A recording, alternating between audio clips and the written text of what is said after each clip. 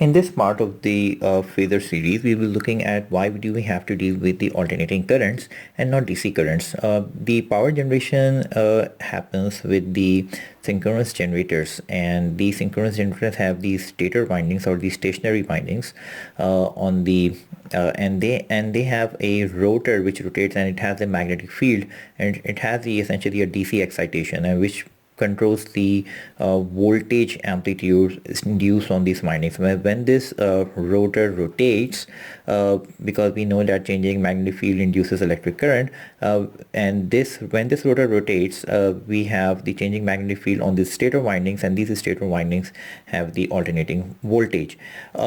Why do we are stuck with alternating currents and voltages and not with DC currents?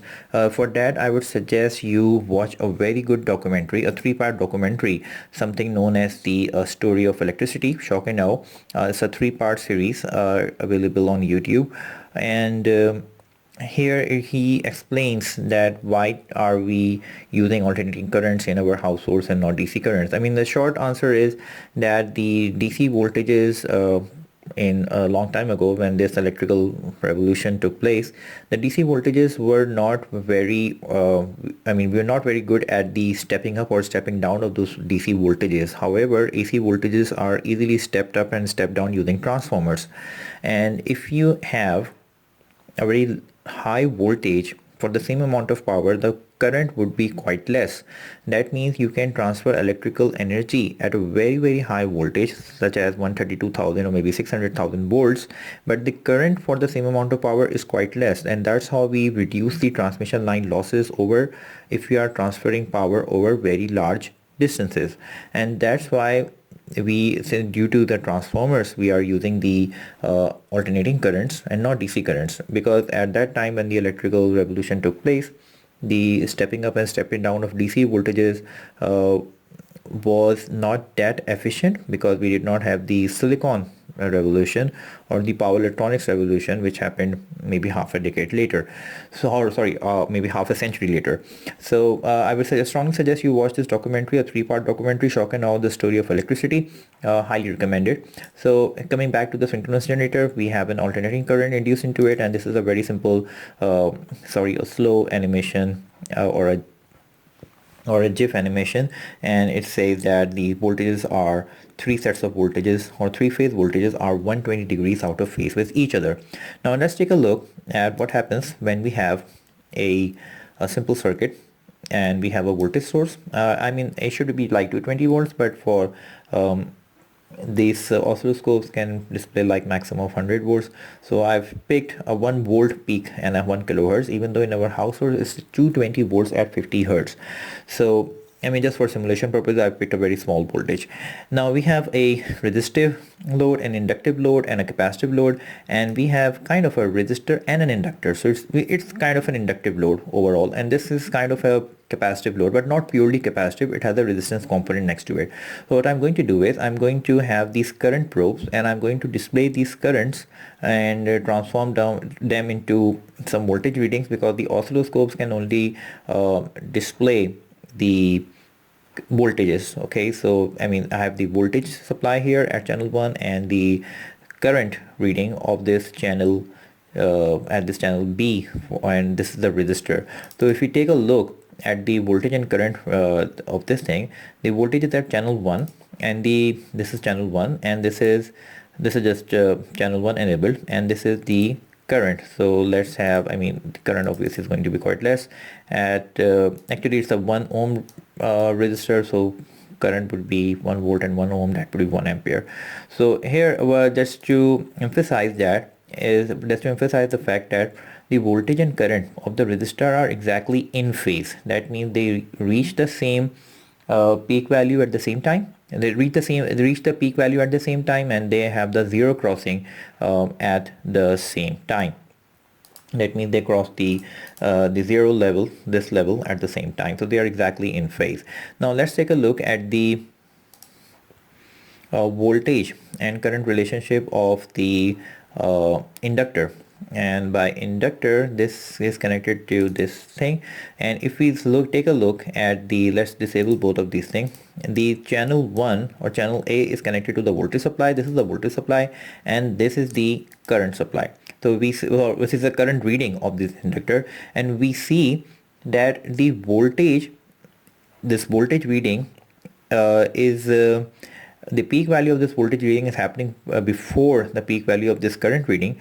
So we can say that the voltage leads current or the current lags voltage in an inductor by exactly 90 degrees. I mean, we can actually read the, I mean, if I have this cursor set to this point and the cursor set to this the current, I mean, exactly, I can read that it's actually 1/4 of the time period. I mean, not exactly, but we can just read the difference between that as like about 250 microseconds, which could translate to 1/4 of the time period of 1 millisecond for this wave. That means the angular difference between these two voltage and current waveform for the inductor is 90 degrees.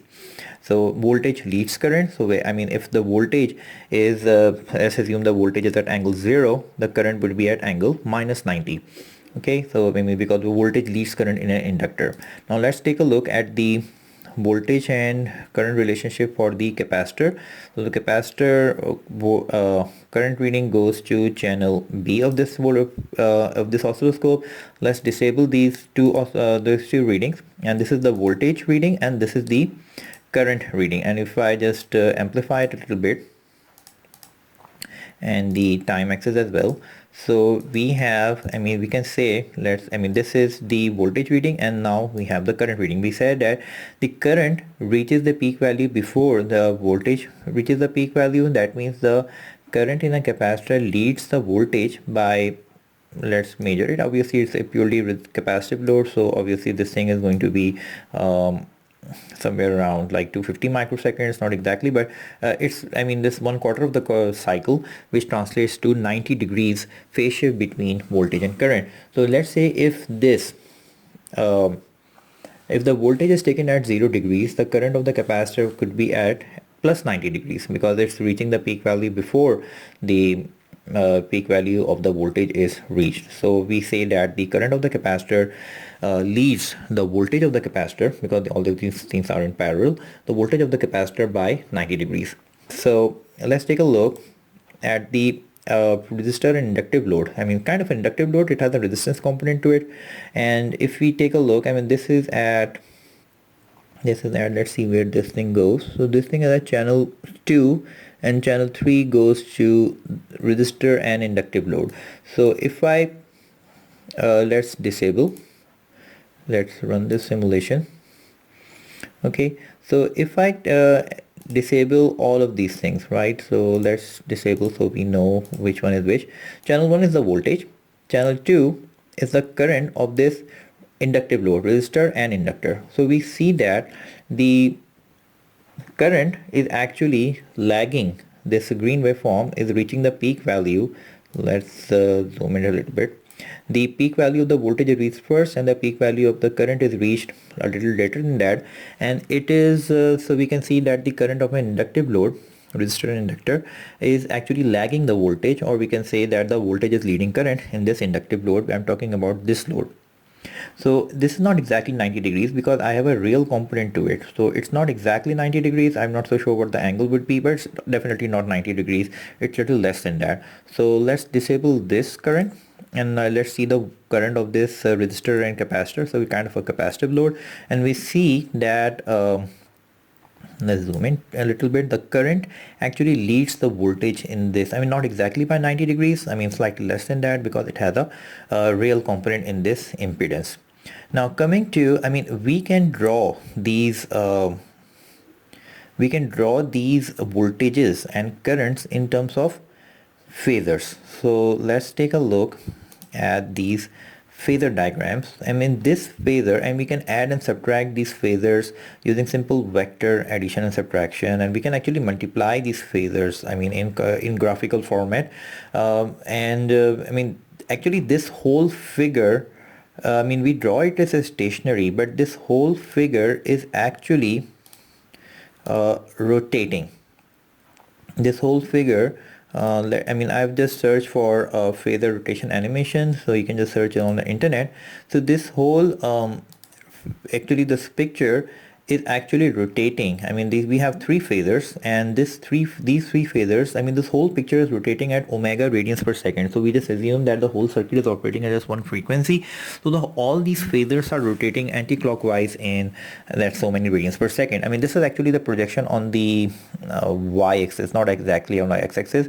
The actual animation looks like uh, this. Okay, I mean, this is the real projection on the x-axis. So here we have the whole picture rotating. I mean, we have two phasors, and we using the law of parallelograms, we have adding them together, and we have these phasors rotating in anti-clockwise direction, and that's why these are the phase shifts between these two phasors. Since all of these phasors are rotating in anti-clockwise direction at the same speed, the relative phase shift between these phasors remain constant.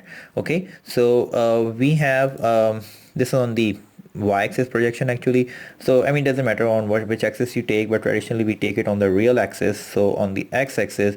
So if this thing is the maximum, so that's how it's maximum. I mean, if you rotate this figure, you end up like this. So we have this relative phase shift between different voltages and currents, and that's how they are represented in terms of the phasor diagrams. I mean, they are rotating, but we actually make these phasor diagrams as a stationary phasor diagram because we are stuck with paper.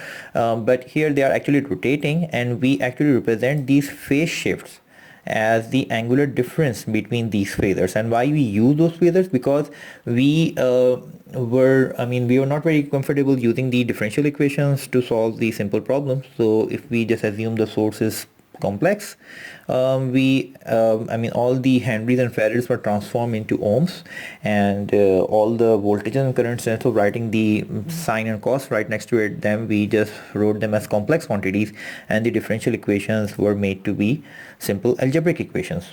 So I mean, this is simple vector addition multiplication, which you might have done in your college vector courses. So here we have a RLC circuit, and we have the VS and the VL. I mean, if you just add them together, simple KVL, KCL. So if you just add them together using simple vector algebra, you can just add them together. One thing to note is that I mean, this is the simple KCL being applied here. So we have the source current and the resistor current and the capacitor current. If we just add them together using the law of the parallelograms, or the simple rectangular addition of the vector which you might have done. Why we represent these rotating quantities? I mean, this figure is actually rotating at omega radians per second, or 2000 radians per second, but all of these phasors are rotating at the same frequency. Therefore, the relative phase difference between these three quantities remains same. So we just draw them as stationary, and we draw them as vectors because these phasors have the magnitude as well as the direction of rotation. Therefore, we just treat them as vectors, even though they are complex quantities. They are not stationary, but we treat them as such for our easier computations. So here we have construct a phasor diagram of this resistor, inductor, and capacitor, and by computing, I mean, if we just draw these, I mean, you can have like IR 0.2 angle 0.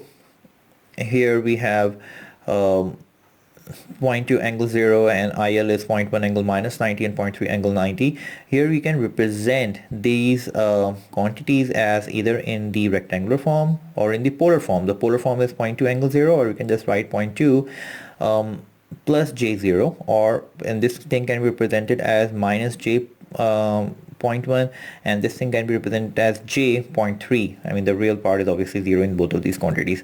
So we can represent these, I mean, this inductor and capacitor currents as simple vectors, as you might make your own scale. And Ix, I mean, if you need to figure out the current for this. I mean, this is the addition of the current of IL and IR. So I mean, I can have IL going here, IL going there. So Ix is obviously the vector addition of these two currents. Similarly, if you want to figure out the value for this current Is, so Is can be written as Ic plus Ix. So I mean, this current, I mean, this is the addition of this current plus total current going this direction. So if we have the Is and Ic is written like that and Ix written like that, so Is is the vector addition here, and this vector addition can be done using the simple vector algebra rules which you have done in your college courses. So just to summarize, we use phasor analysis to avoid the use of the differential equations, and we can represent these phasors as either as polar form or in rectangular form.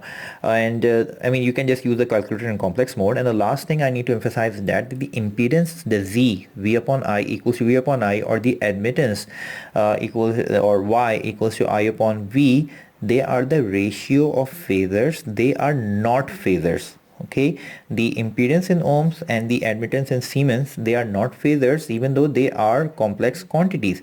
I mean, you can just write z equals to 2 plus 5j ohms, or you can just write z equals to 10 angle minus 30 degrees ohms, but they are complex number. They are ratio of two phasors. They are not phasors themselves. So in some of the websites and from the videos, they actually represent, and in some of the animations as well as some of the simulation, they actually represent the impedance or the admittance rotating at some point, but it's actually wrong. The impedance and admittance are not phasors. They are not rotating as I mean, these diagrams, they are only represent the voltages and currents only. So they are rotating at omega radians per second, and it is, I mean, it is understood that they are operating at one frequency and all of the circuit is operating at one frequency.